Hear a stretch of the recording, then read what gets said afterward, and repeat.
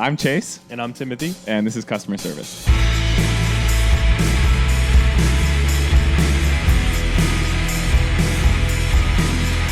Howdy doody, Brondo. Hey. Hey. I want this year to be done. We talked about it. We were just talking about it internally, or maybe we talked about it on the last pod we did, of just like, man, that second week in January comes. There's just too much going on for me, man. I think this is why the summer has become such a thing for me, of like, I just like as little going on as possible. Well, the summer is pretty chill. Certainly around here, too, because your daughter's not even in school. Mm-hmm. The children aren't here. Children being college students. Mm-hmm. The town is sleepy, quiet, mm-hmm. mostly old people. It's not so bad. You know what I mean? Mostly old people and then Teslas. But it's old people in white Mercedes ramming into each other, basically, as they're just out and about, just not looking when they go through four-way stops. The white Mercedes driven by an old person is the new Ultima with cut springs. Yeah. Well, we're just in a different place. They're still there. So what's been going on? I mean, I guess, it's a little of just it's the time of year. It's really hard, man. Like, I like doing Christmas stuff again because of Gia. Like, we'd go out and look at lights. We've been doing that a couple times a week now. I was gonna say, I think you guys easy are way doing to more kill some time. Don't mind doing it. Yeah. Drive around neighborhoods. I like looking in the houses. She likes looking at the lights. Of course. Listen to Christmas music, which I weirdly don't mind. I'll be honest. I know people are weird about it. I think it's fine. As far as background music goes, I feel mostly indifferent about it. We in the past. it's because of your age. You're just not. It ain't flipped, or you haven't had a kid. You know what I mean? Yeah. Like, those are the two things where I think, like, either something happens when you're like, you get a little older, so then everything becomes nostalgic. Like, every aspect of life is just more and more nostalgic, and because you got so much to reference. Yeah. Or you have a kid, and it's like, oh, I just see it through their eyes, and they're into it, and it's great. You know what I mean? That's true. That's true. And I like buying her presents, but the organization of. Well, some of this is just who I'm married to, because it looks like we're living in the Christmas factory right now, dude. There's boxes goddamn everywhere. I don't know what's what. I don't know how she's got track of it. She does. She's making caramels. She's making cookies. She's making ornaments. She's making this. She's making every single night. There's like there must be steam coming out the top of our house. You know what I mean? Just like it's like the fudge factory over There's there. a Like bunch the of snow, Keebler even though it elves. hasn't snowed. Yeah. There's one thing that it's funny you say that. I need to remind Abby that I'm going to kindly ask her to make me as a birthday present. It has since passed, but one year she made these candied walnuts. Oh, she hasn't. Please don't ask after Christmas. Okay. Please, Lord God, because she can't. She said she was done in there as of last night. Yeah. Because she makes that like tart cherry jam or whatever. Yeah. She's got that going. She's got these homemade caramels. Mm-hmm. She's got all this fucking stuff. Goodness gracious. I'm sure you've got it coming your way. If not, you always get the leftovers. I always get the leftovers. In fact, the other day when we did a fridge clean out, listen, we've been doing this a lot. I am both What, the your fridge guys. cleanup? No, I'm saying we've been working together for a long time. Oh, okay. I'm getting the fridge cleanup. But we've been working together for a long time. I am both your adopted brother, son. You know what I'm saying? Mm-hmm. And Abby and I function that way, so she knows she brings in leftovers, Cheddar will eat it. You know what I mean? And we did the fridge clean out the other day, and I saw that huge Tupperware full of lasagna, and I about died when I thought about all that lasagna that went to waste. Like, I would have eaten it all. You know what I mean? I believe you. So, you have to convince but me. you guys do really bring me leftovers, and I know when you guys are coming in with a lot of food, it's like, damn, dude, Cheddar's eating today. You know what I mean? It's because Abby cooks like for armies, and I eat like a little bit. You know what I mean? And I'm like, yeah, it's good. You eat like a fistful, and then it goes in the fridge, and I'm like, once it's in there, if I don't eat, maybe because sometimes I'll eat like a little dinner, and then I'll come back to it in the night, you know. But if it's not done that night, I'm not eating it. Yeah, you know what I you're mean? just done. You're on to the next Kind thing. of, yeah. It's like if, for the most part, if I open milk, I don't do this, but let's just say I open milk and I drink a glass of milk and put it in the fridge. I'm like, well, the rest of that milk can just go. Yeah, I like immediate use items. You know what I mean? Like a coffee, you get it, you drink it, it goes away. I completely agree. I said to Michelle, I mean? I was loading the dishwasher last night. I was like, my old roommate Mike with the clam chowder and the flip Jeep, etc. of Mike fame. He also only ate off paper plates and plastic forks and spoons. And I'm loading shit into the dishwasher. Like, Mike was on he fucking on to something, dude. Give me these single use things. I like I'm willing to just pay the price, both financially and whatever it does. Like, I hate doing the dishes. But similarly to you, it's like, that's one of the things that's so appealing about when we go to Family Mart in Japan and shit. It all is a single-use serving. It's here. It's in this little contained thing. And you're done. You throw it away. I do. Like, their food is clearly so much fresher. Oh, my God. Cleaner. They don't have all the stuff, the preservatives and all this stuff. And all that's great. But my friends in Japan love single-use plastics. Oh, yeah, they do. Everything's single-use plastic. Yeah, bro. It all is. It all is. And so it's like, we can talk about this at some point, but it feels like an uphill battle when it's like, you got to recycle that. It's like, ugh, I'll do it if somebody's watching me. But that's about, that's where it draws the line. One of them's not full. I'll do it as long as I can. It's just a thing I can do easily. You know what I mean? Look, I'm doing it all. It's annoying.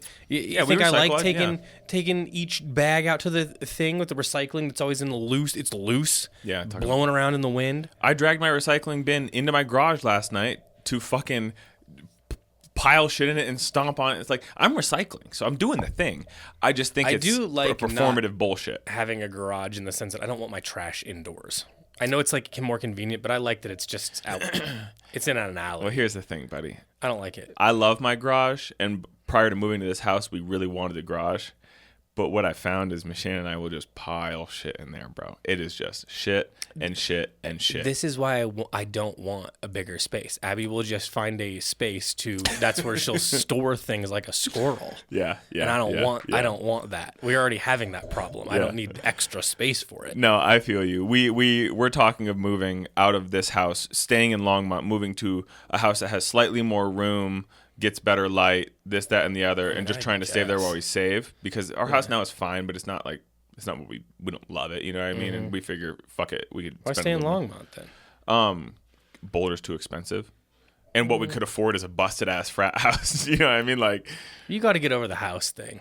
Well, Who cares? What are you doing in it? What are you doing in there that you can't? It's mostly Leon and gardening.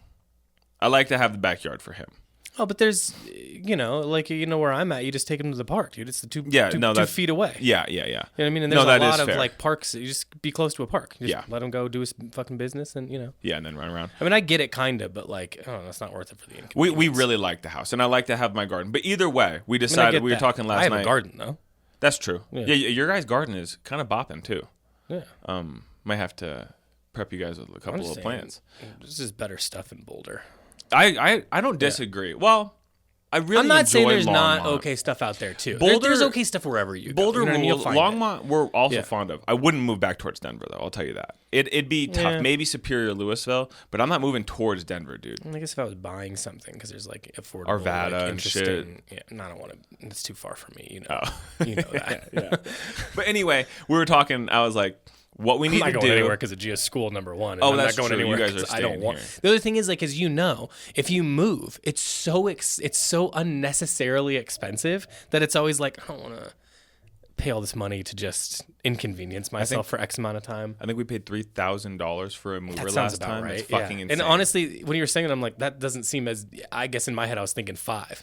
And looking back, long story short, we talked about it. We're gonna do a full. I said I don't want shit. I don't want anything. I want to get rid of everything. I want to borrow someone's truck. I want to take everything we own to the dump that we don't explicitly love and or need, and I want to start fresh. And that being said, we're not going to pay for movers this next time. We're just going to get a U-Haul for one day. Oh, I think you're going to regret that. Nope. Pal. This is what I'm going to do. Regret. With all that extra money we're going to save, I'm going to set aside a couple $100 and say, Al, you want $200 for the day? The guys here, and say, you guys come out here. It's one and back. It's going to be in Longmont. It's going to be geographically a very close move. So I figure, fuck it. We'll shell out some money to the boys, and that's that, Yeah, so. Maybe, but it's nice to just be like, all right, because I think that like when it's your friends, you can't like just be like, I'm not doing anything. You know what I mean? Yeah. Well, the thing is, that's the thing is, we still, even paying those movers, her and I still made like 6 or 7 trips each in our fucking. Yeah, you're cars. Gonna do that. That's just like unavoidable. I think the problem is because you get trying to like, oh, like we can do it a little faster if we do it. You know what I mean? You start getting antsy. I don't know. My thing is, what we're gonna do is the prep work up front. Listen, this is speaking in best case scenario. The prep work up front, we get 1 U-Haul, we do 2 trips total. It's all stacked in the garage, nice and neat, in boxes and or easy to carry ways, things that need to be wrapped, etc. Done. You know what I'm saying? Anyway, point being, the garage is a great feature. but it has quickly gotten on top of us. And you just did it too. I just did it. When Michelle was out of town the time prior, I was like, fuck it. I'm going to go ahead and I'm going to get buck wild in here. And I went wild, dude. I threw a bunch of shit away, reorganized everything. And then just like that, we get a juicer. We get the Neuro Fuzzy rice cooker and like something else. And now we got boxes on boxes stacked up. Just absolutely. That's 2 appliances, man. That's light work. Don't talk to me about 2 appliances. No, I'm saying in addition to what dozens. was already there. Too big to fit in the recycling bin. Big boxes. Yeah, you know what I mean? Yeah. Like for like a desk or something. I don't know. It's a big ass box. I can picture it. Anyway, what's good with you? What'd you do this weekend? Not a lot. Like I said, Abby's just been like doing stuff. You know what I mean? Well, this is, but this is quintessential Abby. This is her time to shine. You know what I mean? It's her time to stress herself out for no reason. So she was doing that. So it was kind of just she and I sort of just out of the way. I don't think I really did much. Went and did my normal stuff. Yeah. The art supply store. Got coffees a million times. Yeah, of course. That's pretty much it, dude. Where you get coffee in town? You want to shout it out or no? January. Okay, only go to January. Yeah. I'm not gonna. Here's the thing. If I will say like, because I went to dry storage too, so I go to both. I just don't. January is just like it's like that's our area. That's where my gym is. You're familiar with the parking art lot. store is next door. You've been going in there for a long time. It's just sort of naturally where I drive. You know what I mean? Yeah. And I know the guy, and it's just it's the spot. You know what I mean? It's just where I go. I got you. I will say, dry storage, like an Americano or just anything like very straightforward, iced coffee, anything like that. Very straightforward. I like their situation a lot. Have you gotten the cold brew they got recently? It's from Verve. I've had that. It's delicious. Well, that's what they use too. So you know what I mean? Like it's pretty split, but it's one of the two. Those are the only 2 places I go. I wouldn't even like. I'd be like, I always ask me like, where are you going to go? And I'm like, I literally won't go anywhere else. I'm only going to go to one of those 2 places. Period. You know what I mean? And quite frankly, if I go to dry storage, it's more of a sit down situation. I hang out for a minute if I go. Yeah, maybe you get a little bite. Yeah. Shoot, we might be going there this afternoon, huh? So so that's it's more of a, I treat it more as a restaurant, even though it's not. Yeah. The other one's just straight coffee. Yeah. So, so to do that, but nothing, dude. Like, I don't, cleaned up and boring stuff. Same thing, dude. Yeah. We didn't leave the house Sunday. Saturday is my birthday. We went to Whole Foods, got shit to make steak and baked potatoes for dinner. That's what you wanted for a birthday dinner? Yeah, I was falling asleep the night before, and I was like, that's what I want. So Midwestern maybe, dad. Post the steak and baked potatoes, it's like, man, make it, I don't know. I kind of fucked up the baked potatoes. I don't know, man. How you fuck with a baked potato? I don't know. Just like maybe I didn't let it cook enough so it was soft enough. When I popped it, it split wide open, so it was 2 halves of a baked potato. I feel like either way, I remedied this situation. But that's what I had. We went to. Did you poke holes in it? Yeah. You let the steam. Did you put foil around it? No. Just let it raw dog in the oven. Anyway, that's neither here nor there. That was a fun thing we did. But what we really did, brother, was we went to Old Babette's out in Longmont. Now. That guy, there was some drama, around Babette's, but shit bangs. I got the mortadella sandwich, bunch of little pastries. It's right down the street, so it was a real quick trip. But other than that, dude, that's literally what you did for your birthday. Yeah. Get any cool presents? You're getting to that age where you get any cool presents. No. Michelle got me these Clarks, which are like birthday Christmas. It's just at this point, dude, it's just. Got me these Gore-Tex Clarks, which I put on the screen last pod, but one second. That's right. Yeah. Double shout out. Look at that. If that doesn't sell them. www.shopcanoeclub.com. Got those. That's the on-body show we have for that, and then actually I bought this for myself as a birthday treat. This Orslo liner. It was the last size of this. In fact, we got one back as a return. I think Cole might cop it. What made you settle on that little? It had been actually spinning in my mind. Listener of the pod and a buddy, Wade. Sorry, buddy, if you don't let me see. He had texted me and asked me to try it on for him. To get sizing because we're relatively the same size, and he bought it, felt it was a little too big, but ever since I put it on, I was like, this thing is kind of fucking dope. Like I definitely would have overlooked it had I not tried it on for him, you know what I mean? And it was kind of spinning in my mind, and then I know our other buddy who came in the other day also owns it, and Kate owns it, and Cole was talking about it, so it was just like, and then I just put it on and wanted it. So little treat there. Other than that, dude, I don't know. I think we're doing one minor small present and then stocking stuffers and stuff. So I think I'm going to come into town and buy a bunch of little ones and twos. You know what I mean? Come into town on your wagon. Yeah. Okay. On horseback. Yeah. So with my son HW in tow. Yeah. So you're gonna get some provisions. Very cool. Very cool. You're gonna put an orange in her stocking. Yeah. Very cool. It's like I said. The day itself is fun. The lead up is not fun. Mm-hmm. The weird nebulous of after Christmas but before New Year's Eve I don't love, which is sort of like the are Wild we working, West. Are we not? You know what I mean? No, we work because we work every day. Yeah, but no one's in the mostly. fucking zone. But nobody, if you need something done from a brand, no one's or answering from UPS anything. or It's something, just sort of. I don't like it, dude. No, I listen, dude, and traveling a lot has done this and put things into perspective for work, and getting older has put things into perspective. I really love my normal days. When my shit's all fucked up and I gotta do this before work, or you know what I mean, when you're out of your flow, it really fucks me up, dude. And I'm trying to go with the flow and be less rigid, but I love my normal days. Nothing's better than a normal day. I think because we live here, we're working, we've got stuff to do, end of the year is busy, I think the thing that kind of sucks is like, it feels like a lot of people are all like, oh, it's more or less like vacation time for me, or family because they travel, or it's, and for us, it's just sort of like, it's continuing, we're just kind of doing normal routine, except for everything's a little dinged up. Yeah. I don't love that. You know what I'm saying? It doesn't feel different for me, but it also feels different. Yeah, I think that's a good perspective.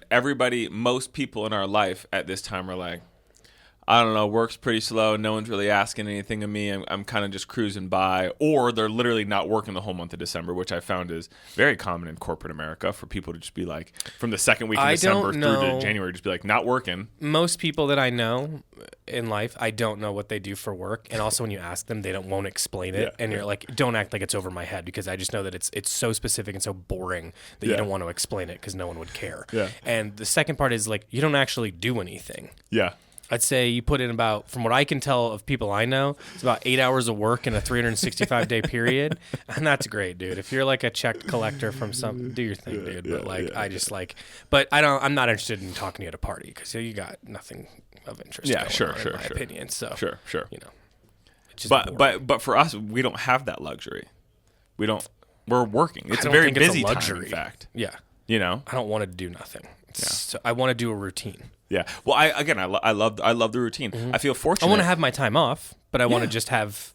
But then I'm ready to get back to work. I feel productive and healthy when it's just sort of like you do your. First of all, I like my work, so that's the big difference. Exactly. I don't have to be like, I'm trying to get one over on the man. I'm taking a shit while I text and I just mess around. They're paying you to work, and you're like, oh my god. If you have this much time to think about how to do that, you got to think about a career shift, dude. Yeah. You know what I mean? So I like my work. Yeah. I've always liked it, even when it's been a pain in the ass, and it's been a lot more of a pain in the ass than most people's jobs that complain about them in my life. Not this, but previous things. Mm-hmm. And it's like, I still like the work. I like the people I'm around generally.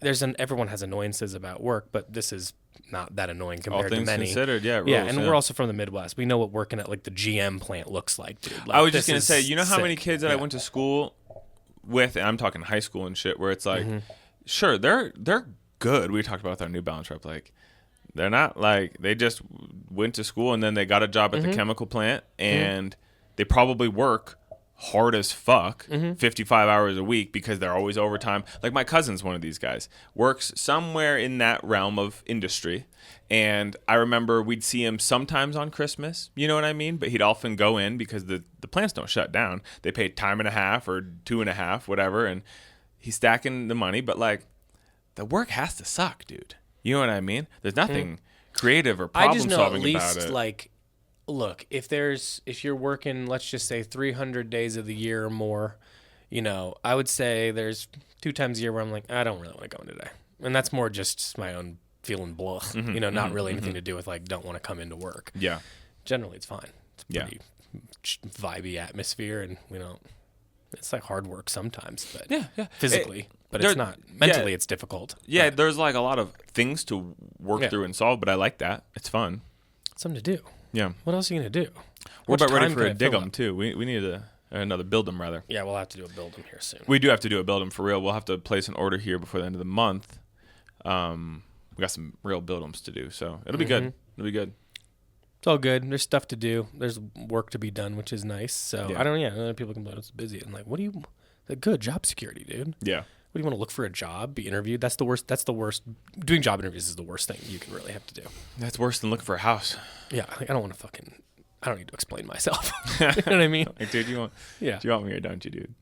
Yeah. Well, what I don't like is the nicety talk about it. It's like, we don't need to talk about anything else because that's not going to be the future of our relationship. Yeah. I just want to tell you, here's what I'll do. And I want you to tell me the problem and I'll tell you how I'd solve it. Yeah. And you decide if that works for you or not. Yeah. It's quick. I'll be in and out of 20 minutes. If it's Easy the right one, thing. too. First of all, 90% of the time when I interview people, they walk in the first 10 minutes, I know if I'm going to hire them or not. Mm-hmm. It's pretty easy. Yeah. It's just a vibe check. Yeah. You know. Love it. I can't imagine also filling out a resume. It's like Cole. Cole, just a vibe check. Yeah. Came in, he's a homie. Tight. Yeah. Cool. We like him. Yeah.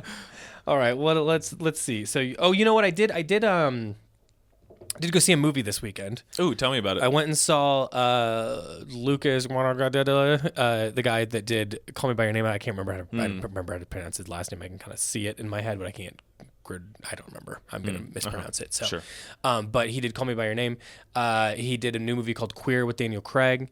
It's based on William S. Burroughs' novel. It is 50% good, 50% bad. I wanted to like it so much more. What would you say would be the 50% good and what would be the 50% bad aspects? 50% good, I think there were a handful of solid, interesting, almost comedic performances, I would say, that were really good. I think set design, it looks the way the novels looked in my head. Like it's a little surreal, but without being like almost like, but not like Poor Things, just surreal elements to it. Like it feels a little bigger than reality, which is how the books feel to me. It has moments where I really I get it. I get exactly what they're trying to do, and I think it's effective. There's a bunch of the moments that really don't work and aren't effective also is the only problem. And it's like built into 3 different parts. And I'd say 2 of the parts I wasn't that interested in, which is the book, but it just, I don't know, like 2 of the parts didn't play on screen. Okay. And I think sometimes that's a difficult thing to do with some of these things where it's like, it would have been better to take inspiration from that novel and then chose specific excerpts to expand upon, rather than do the book. You know, they struggled with that. With the Harry fashion Potter was really good. There was a couple misses, but overall there was a couple pieces that I'm still thinking. Where does it take place? In France?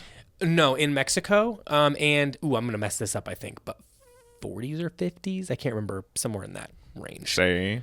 No. That's a different. They didn't have that down there. Yeah, but it's very like classic menswear. Okay. You know what I mean? Yeah. And there's a couple, but it's casual too because it's like vacation for the kind of vibe. But the clothes there's some really good clothes in there. And it, like I said, it looked good. Daniel Craig's pretty convincing.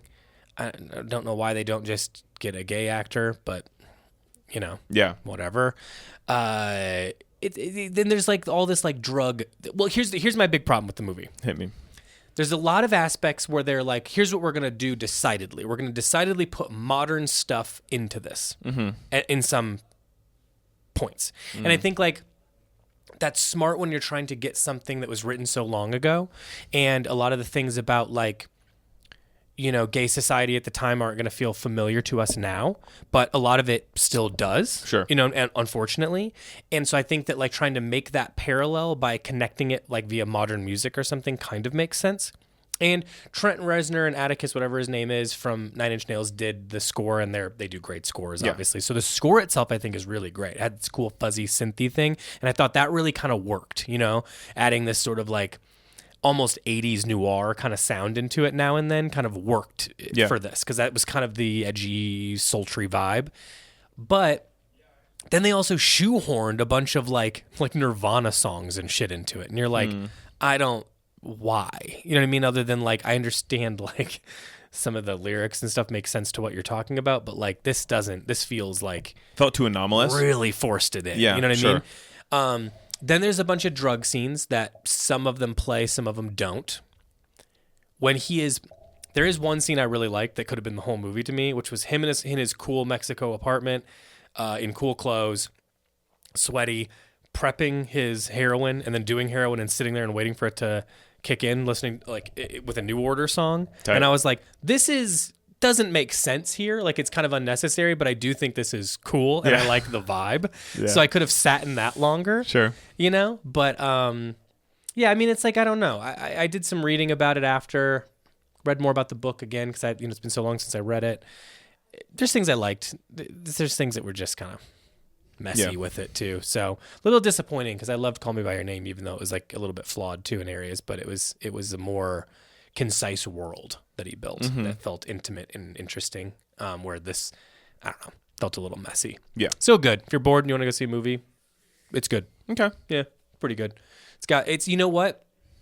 If you liked like Fear and Loathing, this is different certainly because it's a different writer, number one, but it's from that era and style. It definitely like I said makes that world feel like, I mean, because I don't like Fear and Loathing and I don't like Hunter S. Thompson, to be completely honest with you. I know that people love him. I just never really connected with it. I respect what he did. I just don't like the writing. But I also like visually that movie looks correct to me. Fear and Loathing. I just hate it. If you know what I mean, aesthetically, it's like assaulting to me. But I know what you're saying because you've talked about colors and shit. But I understand what you're saying. It plays correctly. It's doing the right thing. It's just I don't like it. Oh, I love it so much. Yeah, I mean, this has that kind of. It's different. But it's a different right. Okay. So it makes sense like that. And if you like that kind of thing, I think it's very like when they pick up vibey and weird and little. Who's Seabiscuit? A horse? No. Who plays Spider-Man? Tobey Maguire when they pick up little Tobey Maguire in Fear and Loathing. The way you get to things sometimes of like Seabiscuit, Spider-Man was his other role.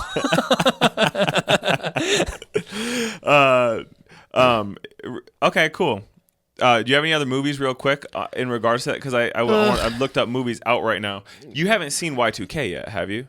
No, it's got really bad reviews. I don't care because movies that I love have bad reviews. I'm just not going to see it in a theater. You know what I mean? That's kind of like there's a lot of stuff I want to see and it's just not in there. I really want to see, is it Maria? I think that's the Angelina Jolie movie that just came out on Netflix. I haven't seen that yet.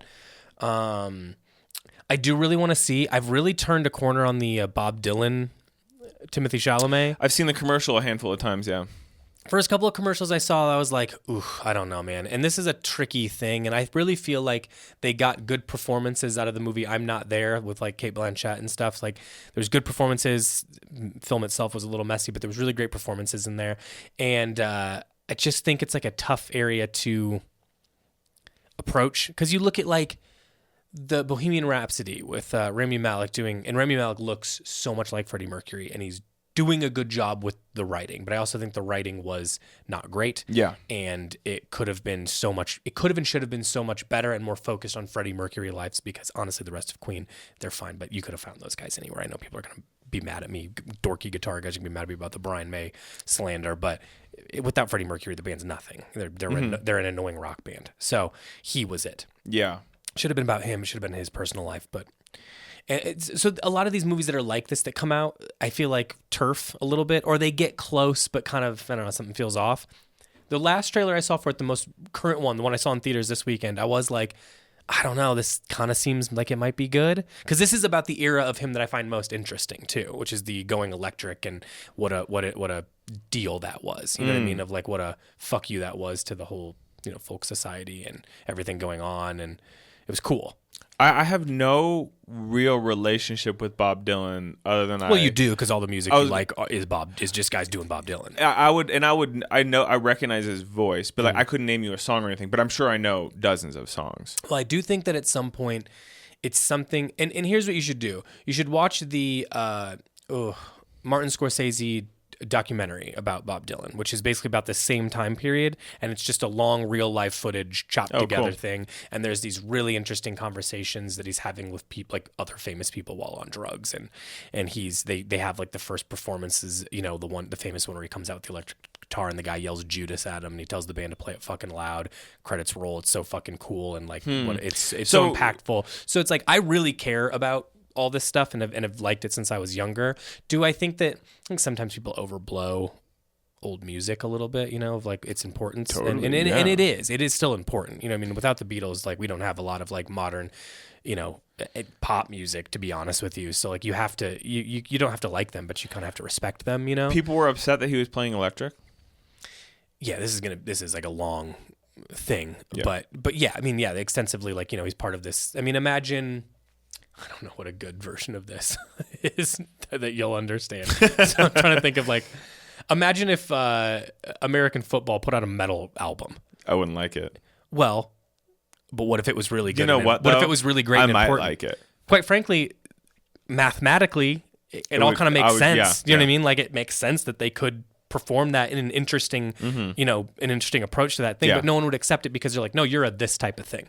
Especially with them because they've only put out a couple records. Well, it's like me complaining about Hyperview from Title Fight. It's like, well, maybe musically it's good. It's just like I don't want it to be called Title Fight. But that was a slow. You can, like we talked about, I think in the last whatever we did. Whatever, it was like ago. You watch like that slow progression. It makes sense. Bob Dylan was just more or less like, let me throw this fucking thing in reverse going 100 and see what happens. That's sick. And people, were outraged and basically stopped. I mean, it was basically watching him ruin his career. I mean, it ultimately like worked, but like it was a big deal. Yeah, so it's like, and it's a big deal because it was like the being a big. It was kind of also a big cultural shift because remember at the time there's only like Woody Guthrie was popular. You know what I mean? Like it's just, what I'm saying is like it was a time when there wasn't that much music. So someone at that height. Everyone hears it. Like your dad heard it, your mom heard it, their grandpa heard it, you heard it, your little brother heard it. You know what I mean? Like everybody heard it. Yeah. So it was like such a big like cultural shift too, which is interesting. And without it, like we wouldn't have a lot of modern music. So it's super cool. So you're gonna go see the I would say that like initially I was like I'm not that interested in this. I don't use these things are kind of tough. They're either like perfect, like a perfect version, not perfect, but a good version is like the movie Control about Ian Curtis from Joy Division. Really artfully done, touches on his personal life as well as like this like very quick rise to fame, and you kind of see how tragic the whole thing is and how young he was and how complicated his life was and all of this. So that's a really good version, I think. And then there's a lot of long history of crappy versions of these kind of things. Do you remember when Joy Division was like an aesthetic? I mean, when everything had that little Tumblr. line. Yeah. And I don't think people like know anything about like I mean they hear the music and you're like anyone can connect with that music. I mean those are like iconic songs. New Order is pre Joy Division, right? That's post so Joy Division. That's basically Joy Division without Ian Curtis. Oh, I like New Order.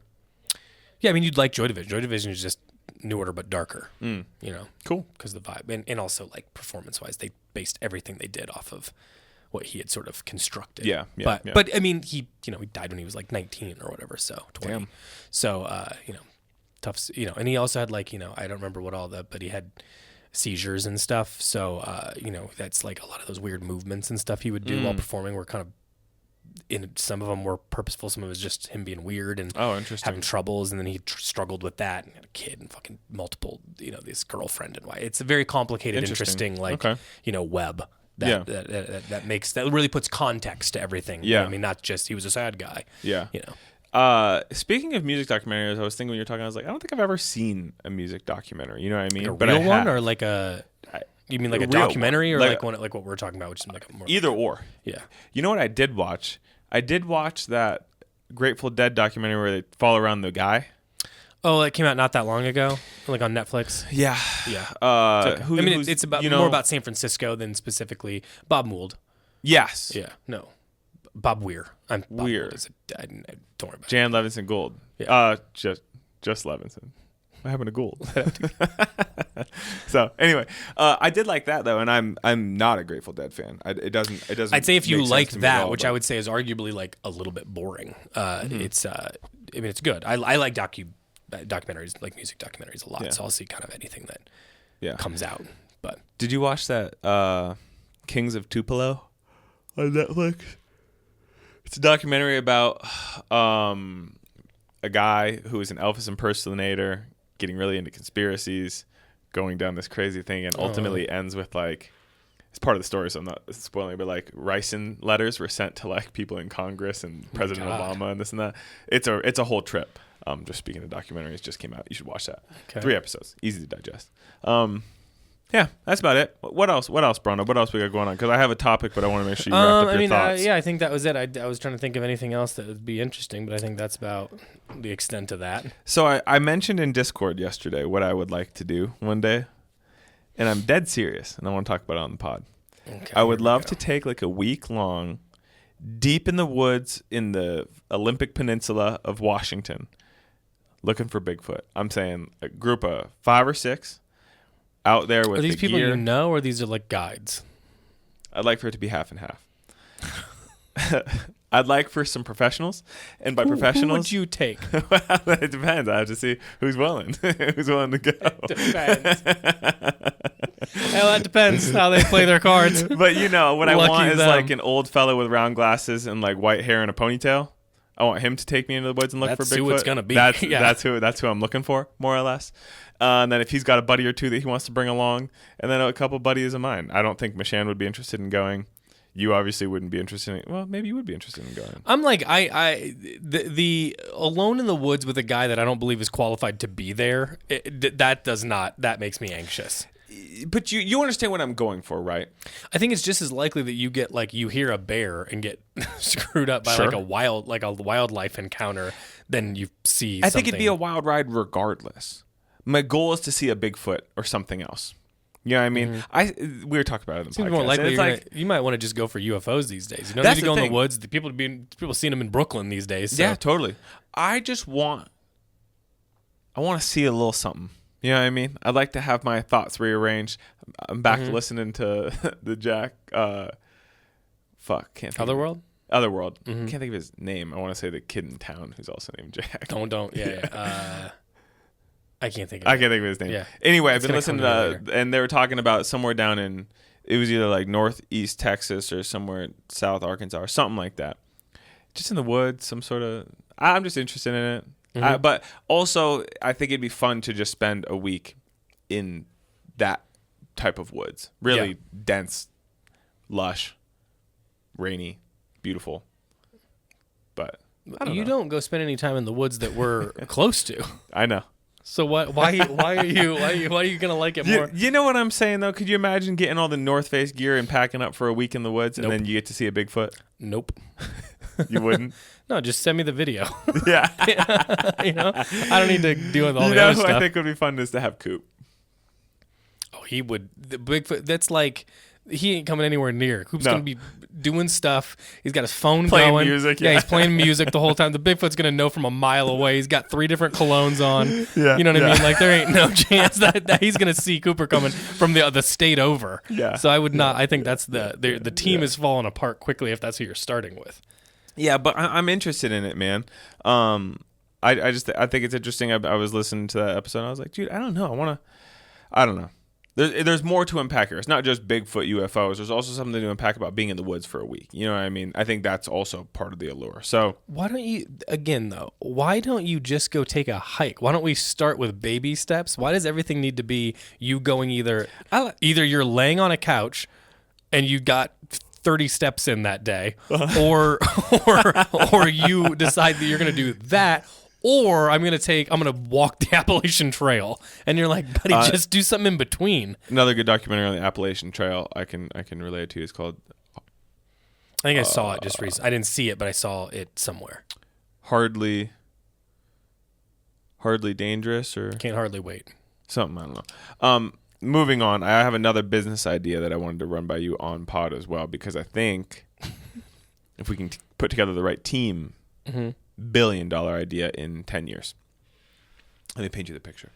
Shannon shows me a video of Meta, Facebook. No, Facebook. I'm not calling it Meta. It's Facebook. So, whatever. I didn't even know what you're talking about for a couple of seconds when you said I was it's Facebook.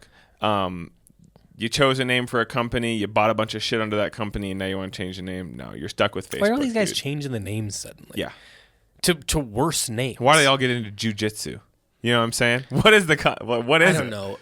Older guys will do anything but like take a walk. I mean, look who I'm talking to. Yeah. You know what I mean? Like anything but just Talking to me. regular exercise and diet, they'll do anything to avoid that. They're like, no, I'm actually going to do like keto because I really like steak. So I'll eat a lot of meat and then work out like only but tough workouts like jujitsu or something like that. It's like, dude, just go fucking take a walk and eat a salad, dude. It's interesting how it literally is a pipeline for those who have found sobriety, ultra wealthy dudes. Mm-hmm.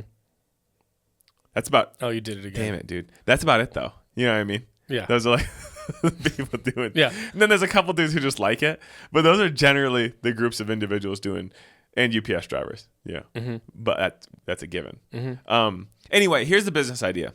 Facebook. Apparently, there was an article, or she showed me this video of this guy puts on the glasses, and it can look at you. It's only guys that wear like shorts in winter. 100%. Like that's the vibe. Yeah. Yeah. Yeah. Go ahead. Meta record this. Yeah. It's stupid.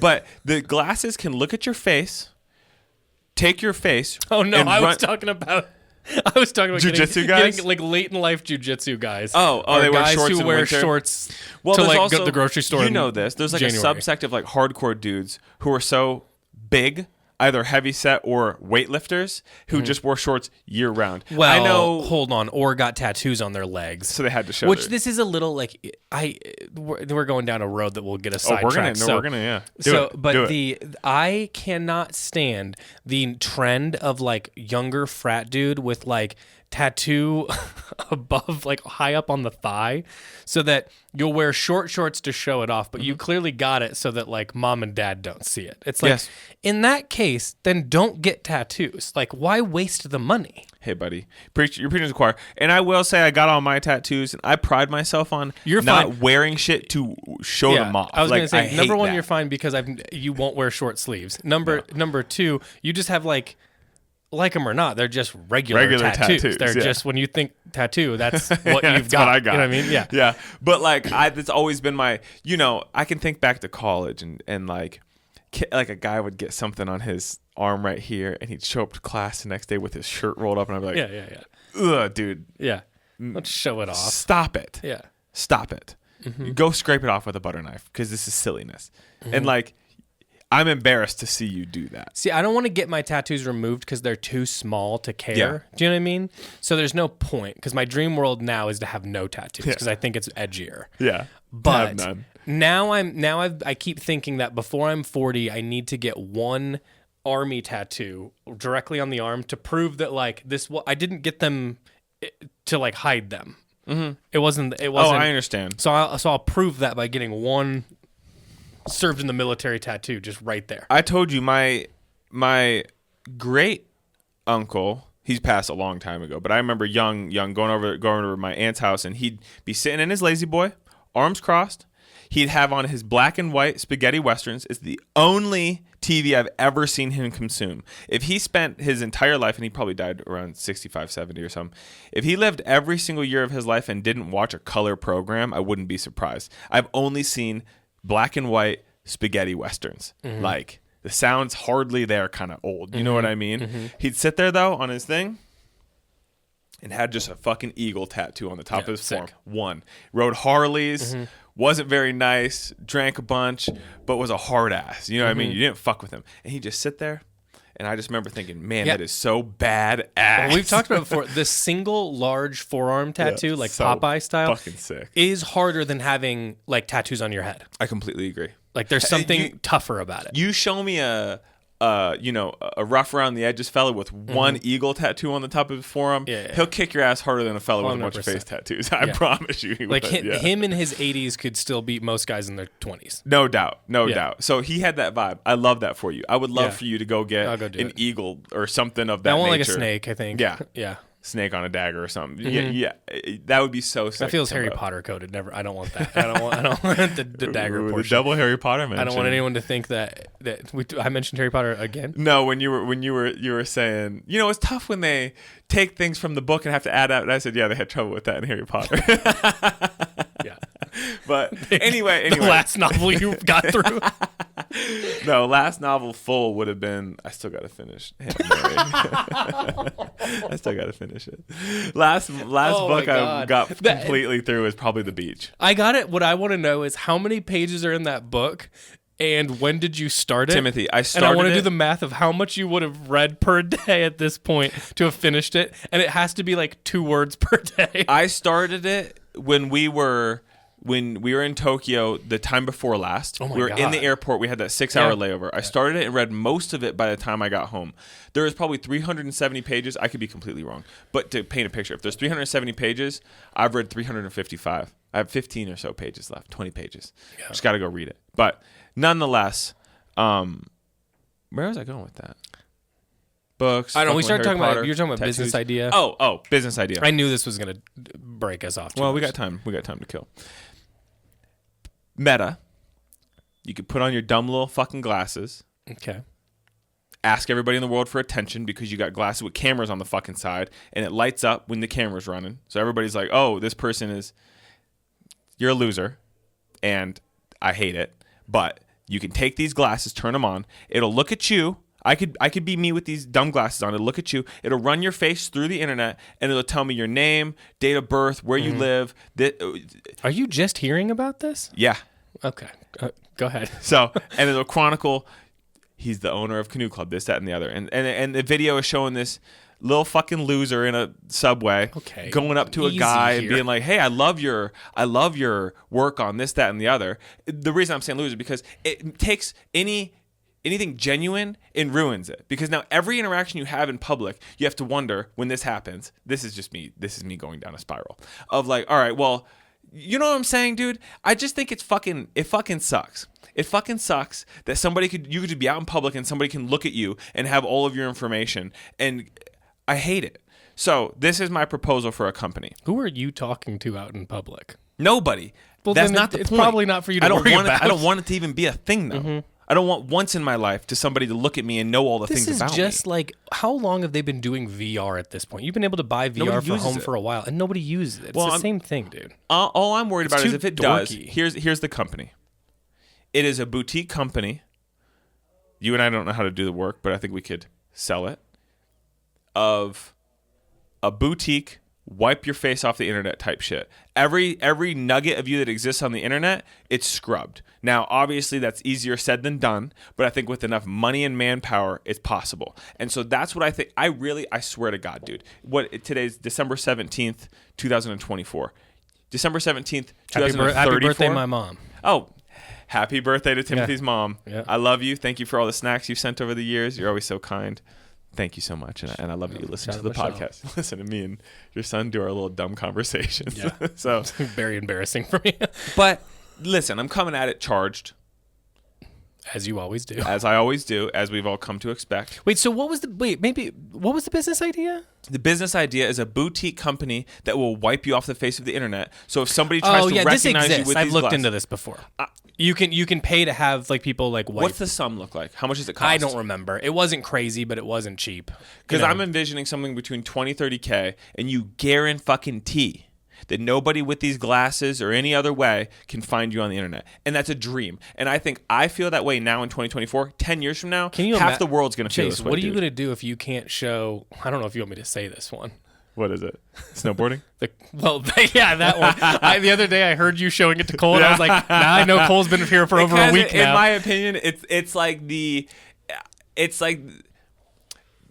pride myself on being like quote unquote athletic. And I think it's like the remarkable thing I could do at some point in my life that I taught myself. Well, it's funny to me that like that would have to go in this scenario. That's fine. The other thing is what I was thinking about is when, I don't know, you went like viral on a TV show, basically.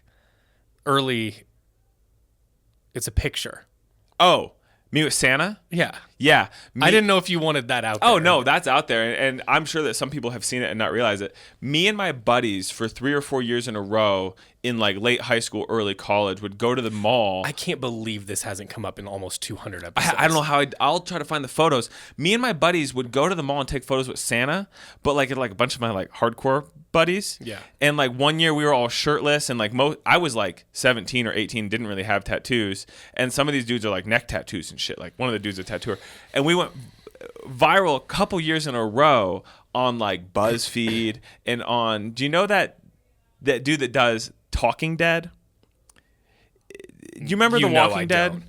Who's the guy? You'll know him by name. Dude, though. I hate those shows. Talking. Those shows are just like random people yelling so much.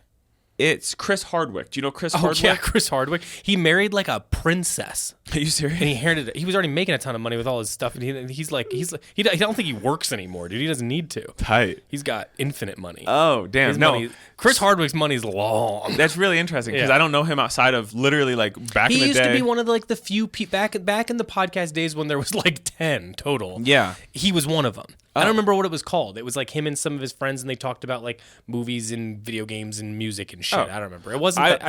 I'd listen to it now and then because, like I said, it was one of like 10 podcasts. Yeah, but I just recognize him from. We would watch The Walking Dead when it first came out, and immediately post the new episode airing, there would be Talking Dead with Chris Hardwick. So that's how I know him. But at some point, he hosted a game show. Yeah, I remember. I kind of remember this enough that hosted I don't know a game show. Called, Drew Carey was one of the contestants on it. I'm not going to think of the guy's name, and then there was a girl, I think, too. I don't know them, but I knew Drew Carey. And long story short, it was like one of the photos of me and my buddies with Santa, and the question was like, what does Santa want? That's the end of it. But anyway, I can find it. I'll plug it. I have no problem people knowing that. I wasn't sure if it was. But I would happily, if I had the money to afford it, I would happily scrub myself. But on the then look, you today. don't have those two gems on there. What are you gonna do? Yeah. Also, what are they gonna have to do? They're gonna wipe this entire podcast. We've basically told everything that we've said. No, and that's what I'm saying. This is down the road, and we're probably still gonna be podcasting 10 years from now. That would be crazy. It would be thousands of episodes. But you know what I'm saying though. Whether you would use it or not, hey buddy, you know us. We're careening towards dead internet or whatever that's called anyway. Wait, what's that?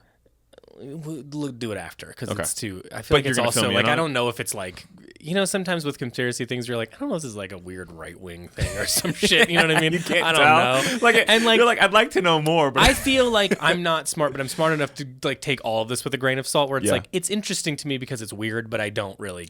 Hey, care. I've said you 100 times. I just like the story. It could be real or not.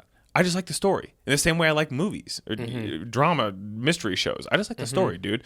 If it's real, that's a plus. But I'm just here just to consume the content and hear the story, dude. That's why I like Mr. Ballin. You know what I mean? Like it's in one ear out the other. It's just it's just story. It's just it could be fiction. They could call it fiction. I'd still consume it. I don't care. Yeah. I just like the story.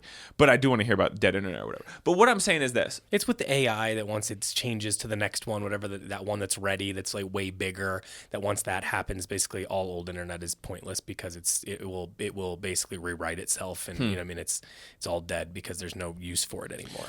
Let's hope. And then that's a bigger theory on like basically what people will look like. But they're also we can do this. This is Listen, one of our buddy, you ever seen the movie WALL-E? Like yeah. Let's think about that for a second. But how hard does that hit know what now? I'm saying. Yeah. I hate when that Think about that. Yeah. Tap the table. They must have known something. Come on, Jeff Goldberg or whatever the guy. Yeah, well, he didn't know something because he got in a little trouble after he got canceled. He did? Yeah, being a dickhead to women or something. I don't know. It's always the same shit with these guys. Here's the thing, though, bro. Listen. Just stop talking to girls, guys. It's too much. I'm being hyperbolic, but you know what I'm saying. The world is going to feel fatigue from everything being on a screen, your entire existence mirroring somewhere on the internet that everybody knows everything about you. I don't think we're that far off from where people are going to. I've been saying this for years, and we're seeing it slightly because you've even done less social media. I'm not saying I'm taking credit for it, but you have seen a fatigue in it of people being like, I just want to like not do all of it anymore, and I'll pay $30,000 to have somebody press a button and wipe my shit from the internet. You know what I mean? I think you can do that by just deciding in your head that you don't give a shit about it. That's how you do it. You don't need to pay anybody. Just stop going on there. Stop doing it. You can't. I mean, you're the not idea wrong. that you're going to step away entirely from the internet is impossible. I mean, you need everyone needs it for work. I mean, we don't work on an oil rig, so you need it for work. You know, so outside of that, you know, take it with a grain of salt. I use it as it's pure entertainment for me. That's a really interesting thought experiment. That technically the same outcome would happen if you decided to just stop. If you're just like, I just don't fucking care. It doesn't matter. With it. Yeah. I mean, I guess you're right. So no, baby. Anyway, I do still think it's something. There's a nugget there though of the only digital form of media that I like. This is an interesting question. If you had to shut off all digital media entirely, but you can keep one thing, so you can keep Netflix, you can keep whatever it is. YouTube. What would it be? YouTube. I mean, I think that's a really widest good answer. breadth of. You can get legitimate information, recipes. You wanted to learn how to build a shed. There's 2,000 videos of how to build a shed on YouTube. There's both music, content, like shit that is like internet bits. Think Kyle Mooney's YouTube channel, speaking of Y2K. You know what I mean? It runs the gamut. And if we're talking just YouTube as it stands today in 2024, there are whole fucking movies on YouTube and shit too. You know what I mean? Where your head's at, because you basically get like Spotify out of it too that way for the most part. I think that like a dream version though is where for me it's just probably podcasts, because I can do physical media for everything else and would like to, So just podcasts. That's the only digital thing, hard digital thing, because radio doesn't exist enough to carry things. I actively do that. Everything else I'm pretty intentional with. I really don't even watch TV anymore because it's just too long. Yeah, I can't focus that long. I got to mill around the house. I love the Who TV. else is gonna check it all out? You know what I mean? So that'd probably be it, I think. Yeah. Okay, let's. I don't know why we're in the weeds so deep on this as we are. Somebody asked us to do something that I think we can do at this point, which is maybe talk about trends that are currently happening that we think are going to die, and trends that we think are going to emerge in the new year. Thoughts? I do have thoughts. We've talked about it. I did it the other day. What do you mean you did it the other day? I think that we're going towards, we've talked about it on the pod, you've said it too. I think we're going towards regular fit, not balloony. I'm still going to wear things that are roomy on me. But roomy that's a very general. I think that like what we've seen, if you're looking at like, anything, where you see a lot of is boxy. Big boxy, you know what I mean? Where the silhouette itself is meant to be exaggerated. You know what I mean? It is meant to look like X, and that's, I agree. I think that is probably, that's on its way out. You know what I mean? You can buy you can buy Ampla sweatshirts from Amazon these days. I mean, not the quality of it, but I'm saying like that fit, that big box. It's findable. You know what I mean? Like, it's not necessarily this, like, you have to get it here or it doesn't exist. You know what I mean? Like, so... I mean, I think that one is hung out a lot longer than I would have guessed. For instance, I don't think we're ever going to see. I don't think we're going to see. Perhaps we will at some point. I'm not proposing or suggesting that everybody goes back to like slim and tailored. I just think everybody's going to rubber band back towards regular. There will be a time. I'm still going to dress slouchy because for me, it's not so much even like. While I like outfits of the brands we carry and shit, for me, more than anything, it's sensory. I cannot have things clinging to my body or feel tight or feel like I'm stuffed in it. And so this has just been like the natural evolution for me personally dressing to feel physically okay in my body for the day. But I do think we're going to see a rubber band of like just more regular silhouettes. Like think of like just a regular pair of jeans fitting. Honestly, bro, kind of in your lane of like, you're not wearing super slim, super baggy. It's like a regular pair of jeans. Just a straight leg. Just a straight leg jean. And like you wore your Harold black kit the other day. And I was thinking like, it's like, it's not tight on him. It just fits him regular and good and looks sick. Just regular. Nothing about it baggy or oversized in any regard. You know what I mean? I just think that might be the move, like it's definitely how I felt like things I'm interested in is just sort of that like fit. Like I think for so long now, in a positive way, fit became that's what spoke about the garments. It's like it was like the way it fit and the way it shaped and silhouetted on your body. That was the interest. You know what I mean? I've felt kind of bored by that, I guess. You know what I mean? Or I felt a little, I think when I was doing some of my closet purges, I felt a little boxed in by it.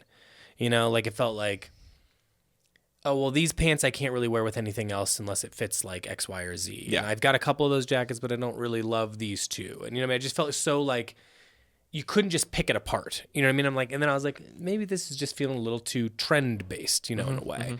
And, I don't know. I just wasn't super interested in it, I guess, at the end of the day. It was just, it fell out of interest. It's not to say that it wasn't a cool thing that happened and will continue, just to be clear. It's not like, you know, we say like, oh, I think trick when talking about this is just because we're saying it doesn't mean trend is dead. I think that's so much of the old No, because I was just going to say, like, bro, you know if we got in a run of 101s in black denim stone, one wash, and like some other fabric, they'd be gone by the end of the week. You know what I mean? Yeah, and I don't even know. And those are roomy. Yeah, I don't even know if I would call those like. I wouldn't even know if I'd put those in the category that we're talking about exactly. Maybe close-ish to it, but close-ish. I guess you're right. Yeah, I mean those are just like looser. I think that's maybe what you're responding to is like. Well, what I'm trying to say is that I'm more saying that like that big boxy that one you know the silhouette we're talking about. Like if anyone knows like Goopy, it's like that was a very exaggerated version of it, but that's the thing I'm picturing. I think that is starting to dissolve a bit. I mean, I even noticed it in Japan when we were there last that like, oh, it's not quite as on that tip as it used to be, that like big balloony type of thing, which I think is nice because I don't know if I think it's nice. I guess I don't really care. I just feel like it's probably had its time, and it just feels like it's not blowing anybody's mind doing that shit anymore. Basically, you know, it's no one's like, oh, what's that, or you know, it's a known thing. It's permeated. Yeah, it's done its bell curve. I think at this point. So yeah. I agree. I don't think it's not going to slingshot back to skinny because there's not enough nostalgia around that. At some point, let's say 10 more years, that'll get popular. Do you remember your first pair of like skinny jeans?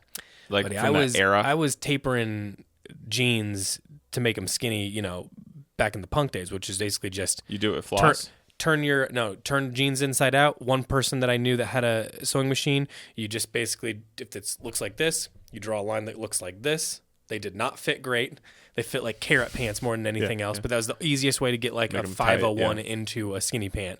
And then it moved to wearing like girl jeans, which I always looked bad because the rise was off. Yeah. You know what I mean? But it was like closest you could get to like that look before then, you know, basically until Levi's put out the 510 or 511 or whatever it was. And then it changed. And then you could get like a normal version of that thing. And then it's, you know, it's just the guys wearing them. And it's fine. I think sometimes I see them on guys and I'm like, yeah, it looks cool. There's certain guys where they can still pull off the slim. I can still remember getting a fresh pair of the jet black 511s. Had a little bit of stretch to them. And just being like, dude, I'm fucking sick. Yeah. Like, yeah. I mean, the all black especially was money. Pair of Vans. But yeah, so like people have nostalgia at some point. There'll be enough distance from it. You'll see a couple cool people doing it again, and then suddenly that the wave starts to happen. Yeah. So I'm not saying that won't happen, but I don't think that's where we're at yet. I think we're still people are really stuck on that whole quiet luxury thing. So I don't think that's going to go away necessarily. I think that's why you see brands like Loro Piana and stuff like that still having moments. Even like the popular stuff from Aura-Lee or maybe like Loewe or something, all seems to be kind of in that category where it's like it's a quarter zip, you know, and you're like, but it's really, you know, it's cashmere, it's this, that, and the other. And I think that like that will continue. That whole like you just keep seeing these, you know, all these cool New York and LA guys that'll get like real hip to like one item that becomes a thing, and it always tends to look like that sort of quiet luxury thing. So I don't think that's going to stick around much longer, although.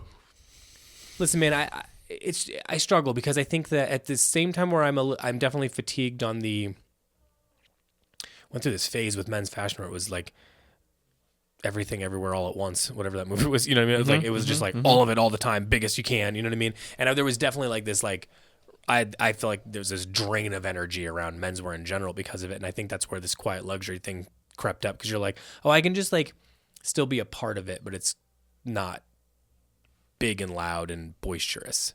Yeah. So I think there's like, I think that'll continue, but maybe that'll evolve. The problem is I don't know where to say it's going to evolve right now. You know what I mean? Because it's so niched out, but all the niches are had right now. Sneakers kind of had. Like no one's doing anything truly exciting in that space. Well, nobody's buying sneakers, dude. Well, I disagree. People are still buying sneakers. Sure, but it's not. But think back to Dunk's era. But nothing. But when that was the thing. If you're saying no one's buying then I agree. Like it's not feverish anymore. No, it hasn't been feverish in a while. And quite frankly, beyond that, now nobody's doing anything that I would point at as like being super interesting. You know what I'm saying? Yeah. Like there's cool things here and there, but it's nothing like where I'm like, oh, that's innovative or different or, you know. So there's nobody pushing the boundaries there. Yeah. No one pushing the boundaries in shoes in general really right now in any way, shape, or form. Something we've talked about, yeah. Clothes, the stuff that we are seeing sell the best and like the best are these like more conservative, like classic pieces with like, you know, great wear, great dyeing, great things like that. But maybe the fabric is one click off from what is normal, so maybe you would notice it. I think like that Cotto denim jacket I have is a perfect example of like, to anybody else just like a normal ass denim jacket, but to me it's the denim has that nep in it and this, that, and the other, and I love it personally, but nobody would think anything. Here's what I think we're a little bit careening towards, and I wonder what people think about this, because I think there was definitely that height of whatever they were calling it, that like why can't I think of this dumb term they were using, but basically like that early 2000s indie scene. I think that like I wonder with the movie like the Timothée Chalamet movie, and then they've got the Bruce Springsteen one with Jeremy Allen White. These are guys that influence fashion, you know, whether you like it or not. Is that one out? No, it's still being shot. Okay. But I'm just thinking of like what that being popular would inspire. You know what I'm saying? Which are very like classic, like a tick away from workwear and almost that like old rock and roll look. You know what I'm saying? I mean, when I listen, I know a Bruce Springsteen song or two, but when I think of that, I think of like stonewashed blue jeans, denim on denim, black leather jackets, in, like wife appreciator. Yeah. Black boots, you know what I mean? Like mix workwear with Western wear almost. But I think same thing of that era of Bob Dylan, same thing of that, what he did with the same thing was kind of happening with that era of Bruce Springsteen. Are these like, it's not workwear, but it's like a click this way. You know what I mean? It's like a click towards edgier. So I wonder if we'll see like that kind of aesthetic become popular, which is just, you know, classic denim sets, leather jackets, like, you know what I mean? Like your double RLs when it's not trying too hard to be a cowboy, you know, like that kind of thing. I wonder if that's going to be sort of the adjacent version of this, which is like cool guy workwear, not just like coveralls and stuff. Interesting. I would like that. A little less like Japanese Americana and a little more Americana. Does that make sense? I do see what you're saying. I wonder when two guys that are that influential inside of fashion are doing press and stuff, a ton of press for these movies. They're very popular people right now. I wonder if that will kind of influence the you know, aesthetic. You know, because people start memeing it, people will start passing that around. If these movies are good, that is. And I wonder if that'll have some sort of kind of influence. Yeah, you know, interesting. So that's like, but it's so specific that I don't know how to like really define that other than like that kind of like one click off from work. I get it though. Yeah. I get it. Let's try to remember this because that's gonna come out. I don't know. I mean, this is all just speculation. When does the Bob Dylan movie come out? Christmas. Oh, okay. Yeah. And the Jeremy Allen White one will be like the movie of the summer. You think? Year. Well, no, I think it's early next year, but I could be wrong. Maybe it's more like spring. While we're here, buddy, what is it? The Bear season 4. When do we get this? I don't know. He's being Bruce Springsteen, dude. I don't know. I just think that like maybe also we're going to start seeing a little less definition and a little bit more homogenized. You know, like what we kind of have talked about before. You think people less? I think they're less concerned with everyone being different because it's not like super necessary. You know what I mean? You know, harkening back to the early 2010s where everybody was more than happy to have a pair of Common Projects, a pair of Rogue Territory skinnies, and a Filson waxed jacket or Barbour. Yeah, I mean, I think that like that version I think is already kind of like came and went to a certain degree within the niche. You know what I'm saying? Like what you just described. Like I feel like that kind of like harkening back to like that hashtag menswear moment has happened. I don't know what lands are left to explore aside from, but you know, to explore besides going backwards a little bit more. You know what I mean? Like I don't know. I feel like every trend has been kind of like taken to its degree, and now they're gonna have to redefine something. You know what I mean? Something's gonna have to be a little bit different than it used to be. McGee Core. Everybody dressing like him. Okay, which is sort of more of that like military elf. Yeah, it's tight. I'm trying to grow my hair out, and we have a wedding to go to in February. But that's like a tough. Please don't. But I want long ass hair like him. That's like a tough. I wonder what the like spread out version of that looks like. Mm-hmm. You know what I mean? Is there a brand, Timothy, that you think of this, 2010s, I have one in mind. Is there a brand that you're like, man, they could still be it if they just did it? You know what I mean? I guess I'm not understanding. Let me explain. Basically, I think if Filson hired somebody in the realm of Aaron Levine or something of that pedigree, who very much so understands what people are buying, understands this, like, this is a niche world still, you know what I mean? If they hired somebody like that and was like, here, we're going to bring out, because I know they have like their classics or whatever it is, you know what I mean? But like, if Filson came out with something like how North Face Purple Label is like the exclusive to Japan, just like a completely different thing that's licensed out to another designer or whatever it is, Filson rules, dude. Like, it has been undoubtedly cool forever. Like, my friend's dad, who I looked up to, I was just like, man, he just fucking looks cool all the time. You've met the friend. His dad, he owned a department store in Ohio and has always been a fashion guy and was always like very interested in like the classics, both like literature and clothing. And he had the story for all of it. And he thought Filson was cool. And it was for even him. Our generation, if they could just do it, yeah, I mean, I something understand huge. the question. Yeah, and I think that the struggle is like, I think there's a lot of brands who have. I mean, there's a lot of brands who have hired Aaron Levine specifically and then ousted him prior to what needs. I'll give you a free piece of consultation for any big brands listening, and there certainly are. But here's what I would do. If you're going to make that kind of brand shift, what you need to do is decide that you are making a brand shift, not a departmental shift, not a one part of the company. It needs to be a brand shift. It can't be. You don't think it's enough to be a section of it? I don't think that. I think I'm sick of sectioning off, dude.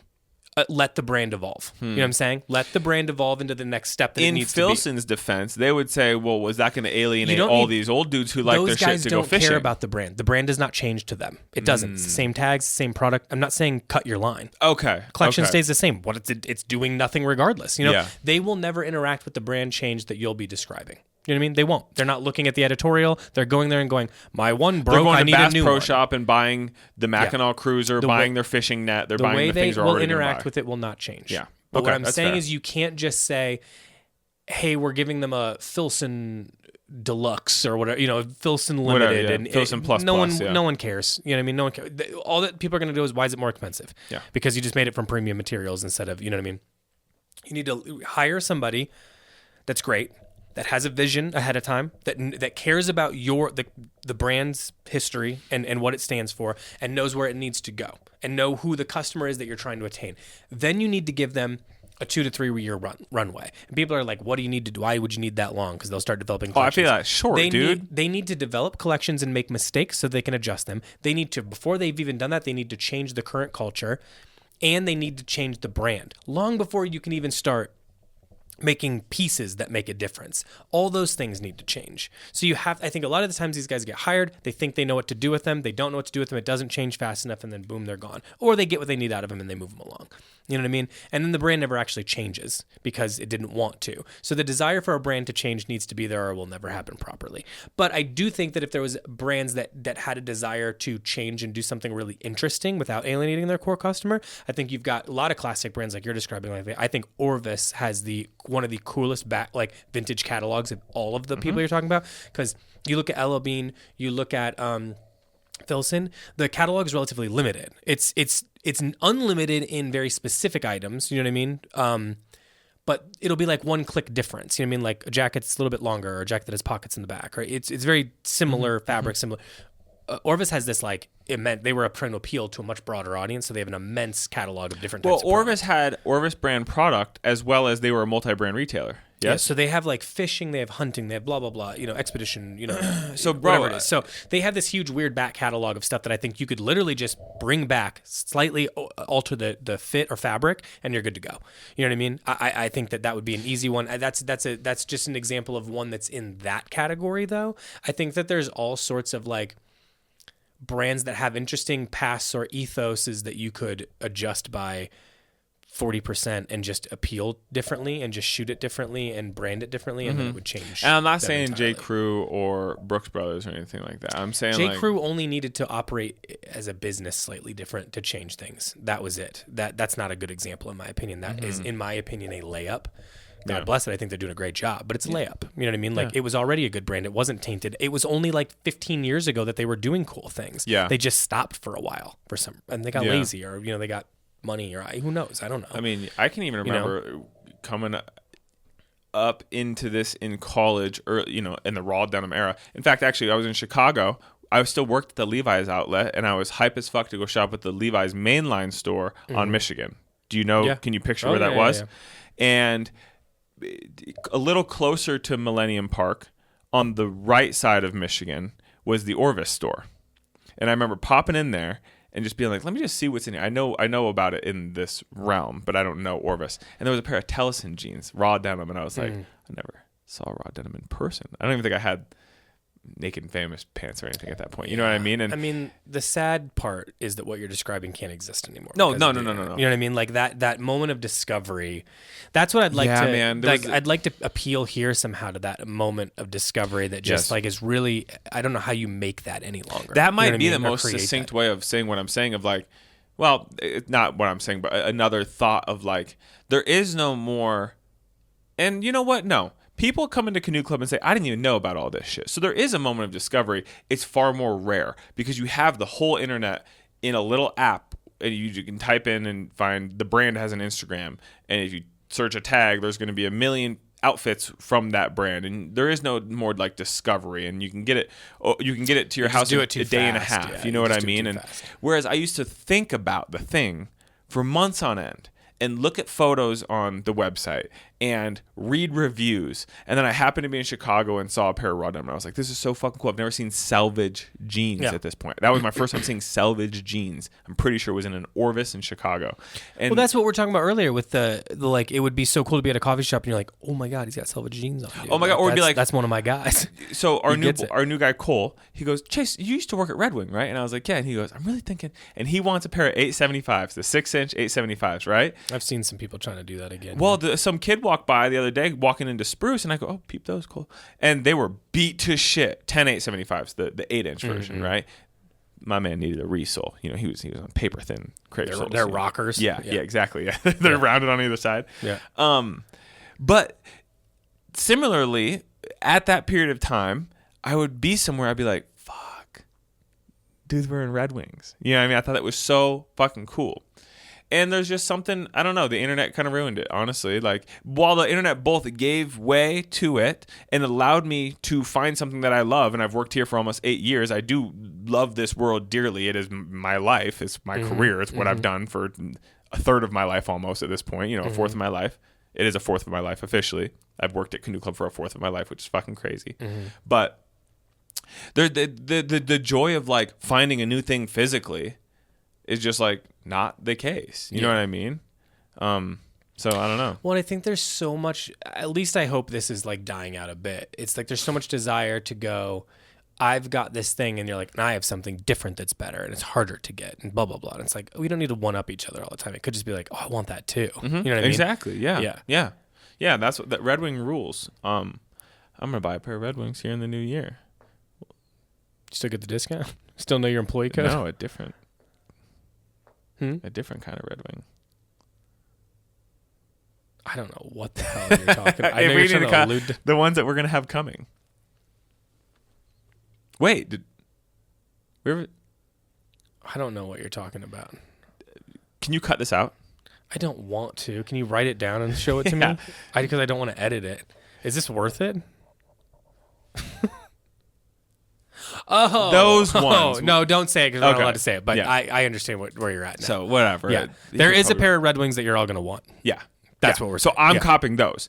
But Cole being excited about the 875s, it got me thinking, like, man, I gave all mine away. They're all elsewhere, just to my buddies somewhere. Hopefully they wear them and love them. But I would love to see some Red Wings working back into the fits. You know what I mean? Like, the 875s are dope. I particularly like the low version of the crepe sole mock toe, but the low version, the black and white. I think those are sick. So, I don't know. Well, I don't know. I don't know if that succinctly answers. I think trends that are dying or will die. I think we gotta let the loafer thing go. I don't think like loafers ever go out of style, but I think like those as like an identity point probably feels a little dated at this point. Listen, we had chunky shoes, we had big shoes, we had chunky shoes are. I mean, those already died out. That the Samba killed that, and Samba's dead after that. So we're done. Exactly. So we're not having the platform Skagways or anything anymore. It's mostly regular or like you said, this dainty loafer, tiny shoes, which I really, really don't like. If I'm on our podcast, I'm going to share my personal opinion. I really don't like them. It looks like you got little baby goat feet, and it's just, I can hear you trotting around. It's a tough, you know what I mean? It's a tough look. I know how it feels. I know people love it, and I here's the thing: it's something that's classic. Like a penny loafer's never going to go out of style. It's just the way it is. Sure. It's classic. It's an icon for a reason. Will it go in and out of like popular fashion? Sure, and that's probably what it's doing to a certain extent. But I think that it's a tough proportion as things got baggier and boxier, and then you're still doing the penny loafer thing because you're comfortable in them, and it's like, I don't know if it's not the right look. But I also agree that like I do think that like it's like we're not wearing chunky shoes either. No, we're not wearing. If I was wearing a loafer, I'd want it to be a chunkier loafer. Well, I was just gonna say like, we're not gonna wear a loafer with like a sole this thick on it, like maybe you would have in 2019 or 2018. You know what I mean? Like that was definitely like brands were styling shit with huge shoes. You know what I mean? Mm-hmm. I also think we're going to see a departure, like you're saying, from like these little tiny, it's this thick of a rubber, there's nothing to it. You know what I mean? Yeah. Like, I'm all for that silhouette. I just think it's going to go towards normal. Just like a regular sole, man.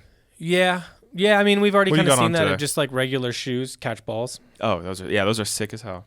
It's like I told you, it's like where I said in that one thing that we did, it's like a Converse but wider, so it's kind of like perfect. I was just thinking, I keep forgetting to pay for that goddamn jacket I bought.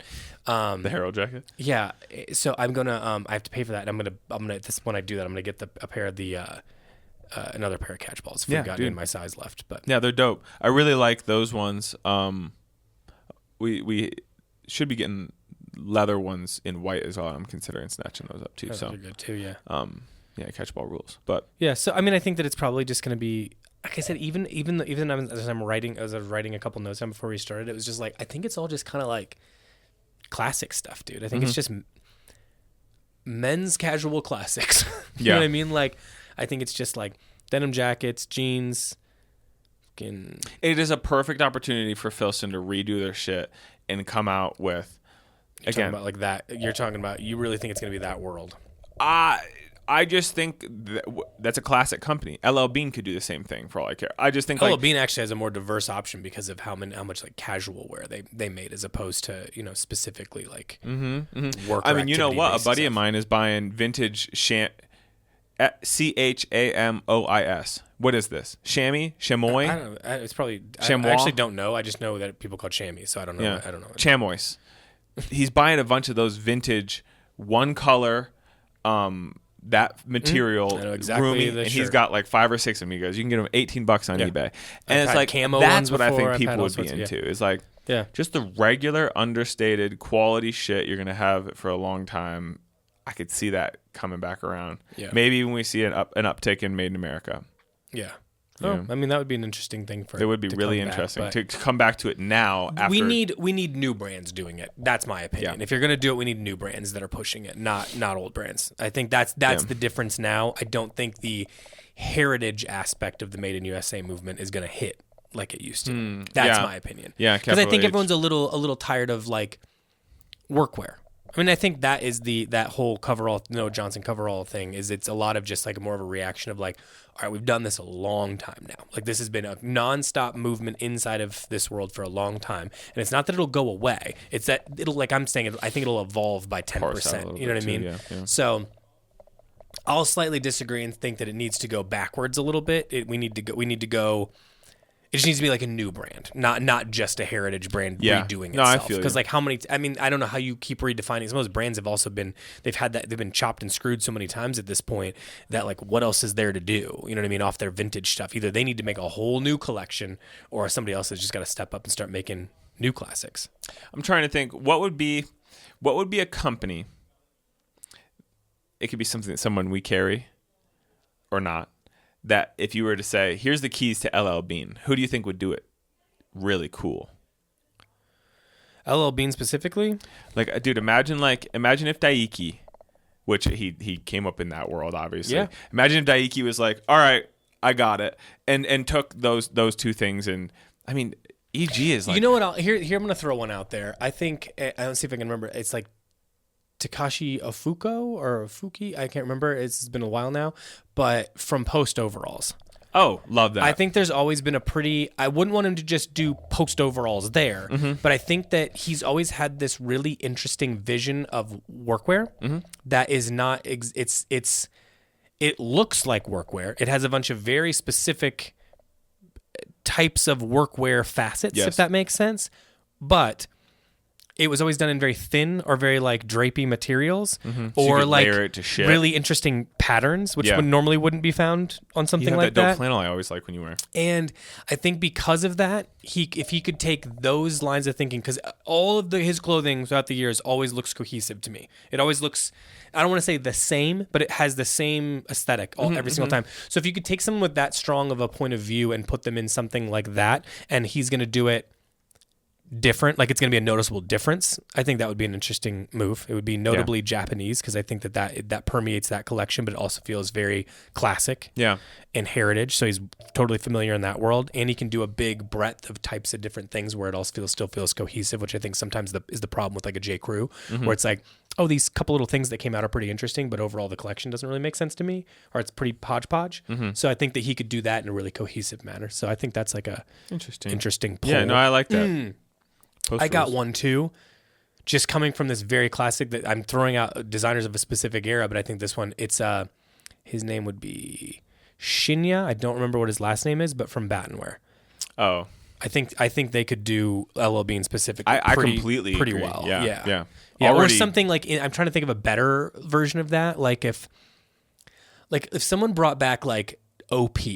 Or something crazy like that feels like West Coast almost. Yeah, I don't know if that's you're right. saying like from like we were kids type shit. Yeah. If Shinya did that or something like from Battenware, I think you could have a really interesting take on that. Yeah, that would rule. Do you think Brain Dead is kind of doing something like that? I think to a certain extent. I mean, they're so far reaching and they move so quick. I think of them as, look, I think really good art happens quickly. Yeah. You know what I mean? And they work quickly. So I think that to have that many ideas and execute that quickly that's real art to me. You know what I mean? Like that's the urgency that I wish it was done at, especially in fashion. Yeah. So I think they found a way to do what they do in a, in a very specific way. Yeah. It feels like them every single time, but never alienates the brand. Like it never feels too far away from the brand they're collaborating with either. So yeah, they could totally do that. They've got something interesting coming up that I find endlessly fascinating. So you'll see it. It will, Yeah. It'll be here. Let's go. Yeah. but it is. I think it's really an interesting take on something. So sick. So yeah, I do think I think that what's his Kyle? I can't remember his last name. From Brain Dead. I think that there's probably a place you could slot him into one of these classic things, and that would be interesting there. Too. Yeah. Yeah. Interesting. I mean, I think that I know there's WIP, and everyone loves WIP. And it's a great product. Totally smart way to do a brand too, where you just take it and I'm just going to model. I mean, that's a pretty fucking good example of what we were talking about earlier of doing classic thing, not totally rebranding it, like fully hardcore rebranding it with everyone still definitely connecting that it's Carhartt. Yes. Without alienating the core customer at all. Now, I'd love core to see customer can still go down to the boot barn and buy their they'll Carhartt never shit. notice that WIP exists. Don't even know what I mean? about it, And it doesn't matter, but it still feels like a needs to do sea that. change to those who it matters to. Yeah. So that's a pretty good example. I think, though, if that could be, I mean, I think the designers are doing a great job there, but I think there's also like an opportunity there where like if they ever wanted to like bring somebody legit like with a real pedigree in, I think they could do it and be basically running almost near runway or like at least ready to wear in an interesting way. Like they could have a I think they're actually primed. You've seen Junya do this. You could take Carhartt WIP and do whatever the next higher end iteration is, and we're going to do the same silhouette, same everything but advance it and do it out of really, really, really high end materials, and I think that would get scooped up no problem. You just need you needed the designer with the right pedigree to do it. Yeah. Junya might be the guy, but I also think that could get a little overdone too. So well, the Junya Carhartt shit is undoubtedly so cool every time we've had it. So yeah. Huh. All right. Well, I don't know if that answers the questions, but that's it. Well, we talked. Yeah. That's the new podcast slogan. Well, we talked. Okay. What's going on? And is there anything that people need to know about? Shipments are slowing down for a little bit. Why don't you tell people what's going on with shipping though, so they know if they're trying to buy gifts and stuff? Okay, so I would say this comes out on Thursday. Yes. Yep. Today is the last day to buy today, so I'm going to share relevant information for the folks who are going to hear it at this time. If you're looking to buy shit by Christmas, I would say Thursday the 19th is the safe. That's when this comes out for today. Yeah. If you look at other articles and other readings that UPS has published, or there's been shipping, fucking blogs or whatever, they're saying you could order on Friday the 20th to secure 2 days. Safe, yeah. I personally disagree with that, just with the way that our shipments inbound have been coming and how some of our outbound have been coming. The world is incredibly busy. Everybody's buying shit online. And also worth noting, Canada postal workers are on strike. So if you got anything going to Canada, it's all through UPS now, so that all of that added stress, I would assume, I'm just guessing, is on UPS now. So everything that would have formerly gone the postal service go to Canada is all going to go be UPS. So point being, they're fully overloaded. If you want shit by Christmas, order it today and check out with 2 day at point of checkout. That is the safest way to go. You're not going to hear it, but you could technically still order today. Ground 17th would probably be the last day that I would feel comfortable telling people it should be there. You know what I mean? Yeah. At least within continental U.S. Yeah. So if you need anything like that, hit me up. I can kind of advise you, but I would say your best bet is if you want something by Christmas, check out today, order 2 days. Well, a little insider information too is if you haven't already seen it, we're going to run you don't just plan for it too. We're going to run a little promotion on, I don't remember what the amount of money is, but on a certain amount, orders of a certain amount, we're going to make sure that you get free 2 days. So that will at the time of this airing, it'll be on the website. It should be running on a little banner, so you'll be good to go. So that's about it. In terms of product that is coming in, we just got Capital unboxed yesterday and received. Yeah, we're going to do a talk through tomorrow. There too. Oh, a lot of hitters, yeah. Really good for gifting, in fact, too. Tomorrow, Timothy, and you and I don't know if you remember, you and I are going to do a video walking through these last 2 Capital. Oh, yeah. So, great. Hopefully we have that up. If it's we not did our in time closet thing too. I don't know if we called that out on the last we did. one. Yeah, we did. Okay, yeah. So people have liked that. If you want to check that out. I haven't responded to any of the comments yet because Trouble wants to do a video of me responding to comments in real life. So everybody who's been mean to me, I don't think anybody's actually been really mean, but if you've been mean to me, I'll kindly tell you if you've hurt my feelings or not. But I don't really give a fuck what you think. So multiple people in my Instagram, I'll shout it out because I have to respond, but I don't use Instagram that often. But I saw them people trying to buy stuff off me. Crazy. There. I told you. I ain't selling that Mayhem shirt, so you can all stop asking. The Atlantic parka that I brought.